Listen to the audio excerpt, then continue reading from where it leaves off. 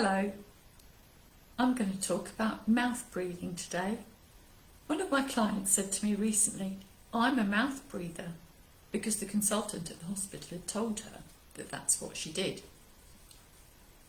My reply was, there's no such thing as a mouth breather. You're breathing through your mouth because you can't breathe through your nose. We are designed to breathe through our noses. And if you breathe through your mouth all the time, you're actually missing out on an awful lot. You're missing out on the nose's ability to warm the air, to make it more compatible with the temperature of your lungs. You're missing out on all those lovely hairs up your nostrils, which are designed to catch germs, to catch pollen, to catch other things that are floating around in the air, to stop them before they can wreak any sort of havoc in our body. You're also missing out on huge swathes of, well, might be a slight exaggeration, but you're missing out on bits of your immune tissue as well, your adenoids and your tonsils, because these are designed to be sort of the first port of call after the mucous membranes in your nose. So the hairs, the mucous membranes in your nose, designed to be sticky and catch a load of stuff. After that, you've got the first bits of internal immune system in your lymph system, in your adenoids and your tonsils. And they are designed to help keep you safe. So it is actually really important that we don't breathe through our mouths as a matter of habit. Yes, if we've got a cold, we're blocked up, but it does, even that makes us feel uncomfortable, doesn't it? It can give us a sore throat apart from anything else, if we're doing that all the time. We are designed to breathe through our noses. It can be an issue that's really quite hard to fix homeopathically, and that's because the cause of the congestion in our noses, and I think possibly our sinus, some of our sinuses as well, can be quite hard to pinpoint. And chronic congestion is what leads to this blockage and leads to people breathing through their mouths instead. It's often hidden food intolerances. So if you fancy being a detective, just see when you feel a bit more mucousy, a bit more blocked up. I remember when one of my daughters was she must have been about 18 months old, and she'd got one of these mini milk lollies, and she was sucking away on it quite happily, and she said, "Mummy, this lolly's given me a cold." And that was the first indication we had that cow's milk was an issue for her, as it is for an awful lot of people. It's really common to get a congested nose from dairy, and cow's milk in particular.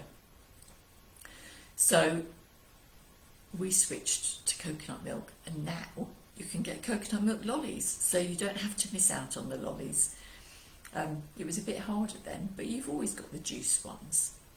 So what can we do while we're trying to get to the root cause of this nasal blockage? Because our health is going to be enhanced if we breathe like we're intended to breathe, i.e. through our noses.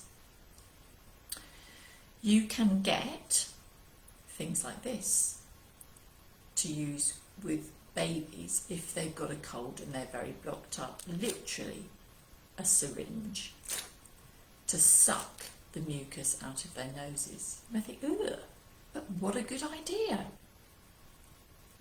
They can't blow their noses, they can't do anything for themselves. This can be a really, really good way of making a baby feel more comfortable. You can also get quite a lot these days of these sprays, salt water sprays. Here's one that Vicks do, and Sterimar is quite a common make, and they do several different ones with different added things, so you read it carefully whether it says it's for a blocked nose, for allergies, for whatever, because they've added a few minerals and things like that.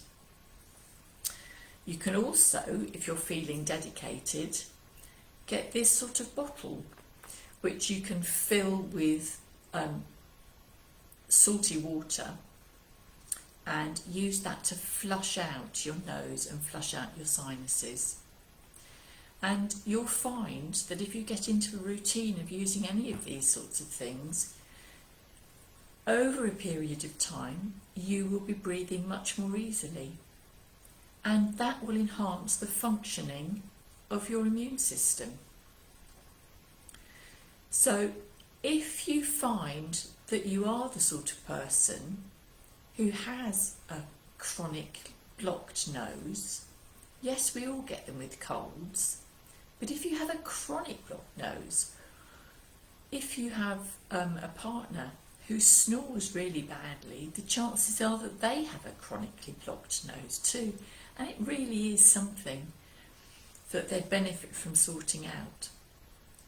So these sorts of things are really good as a first line of action to help you ease the issue, get yourself breathing more easily, but they don't solve the problem. If you want to solve the problem, you have to get to the root cause of it, which might involve looking at food intolerances. It might involve using some homeopathy and seeing if you can get to the bottom of it. They say that sinus problems are irritation with somebody close to you.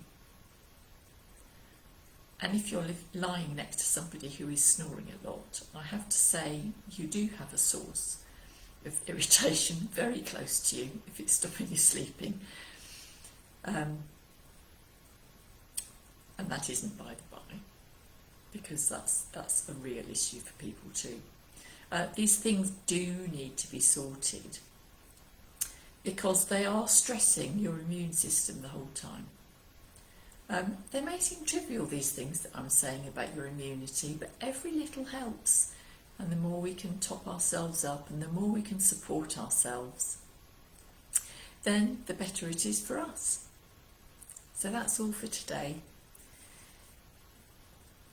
Colds, fine, but even that temporary nose blockage isn't good for us. It doesn't feel nice, it doesn't feel comfortable.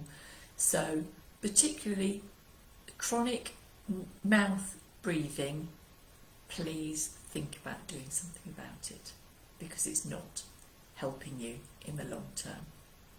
Bye for now.